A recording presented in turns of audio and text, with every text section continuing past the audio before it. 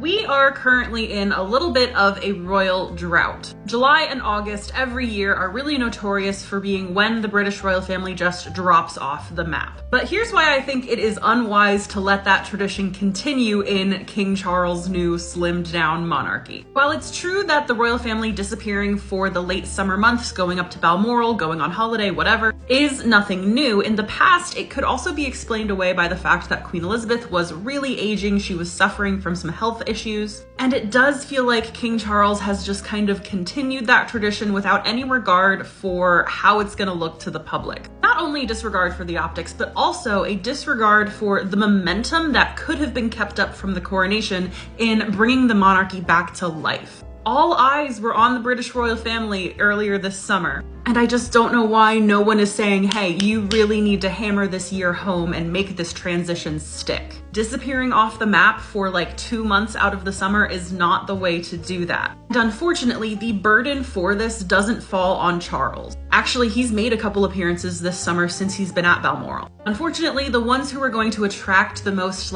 ire and negative connotations from this are Will and Kate. Because in Charles' slimmed down monarchy, they are currently the youngest working members of this royal family, and they're both in their 40s. But they're also the splashiest ones, the ones that the most people get excited about and tune in to see, and the ones who make people just want to pay attention to why a monarchy matters in the first place. So why would you let them drop off the map for 2 months? And listen, I do understand they want privacy, they want time with their children argument, like I get it. But getting time with their kids, time to go on a family holiday doesn't require going incognito for 2 months. It just doesn't. And for these two especially, who want to be seen as simultaneously the king and queen of relatability, I also don't understand why we're doing more than like 2 weeks of vacation tops. Speaking of holidays, my trip to Scotland is still available to book on my page because I've seen this done really well with other royal families. The Dutch royal family, every summer they go on vacation. Is it a luxury vacation? Yes. Is it a long vacation? Also yes. But they pose for a photo call at the beginning of it, and they often give interviews. Just little things to keep them in touch with the public.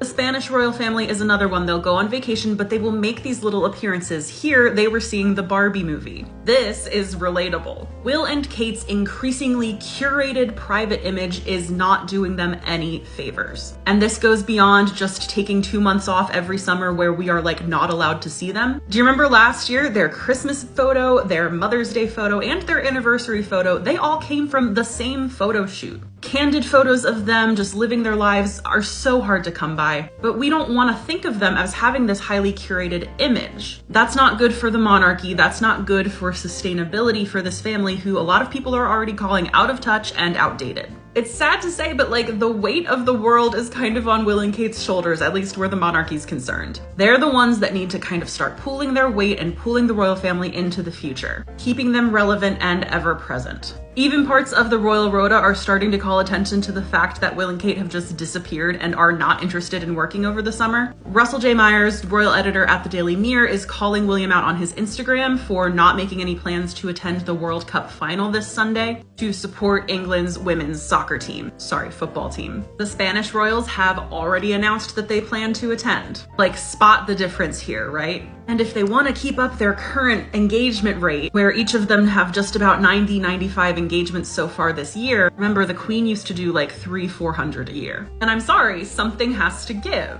Can't have your cake and eat it too, Will and Kate. You can't be private citizens living your life carefree every summer, 2 months at a time out of the spotlight, but also get all of the funding from the sovereign grant, 4 houses, whatever it is. It has never worked that way, and it shouldn't really start now, especially when this monarchy is already kind of floundering for survival.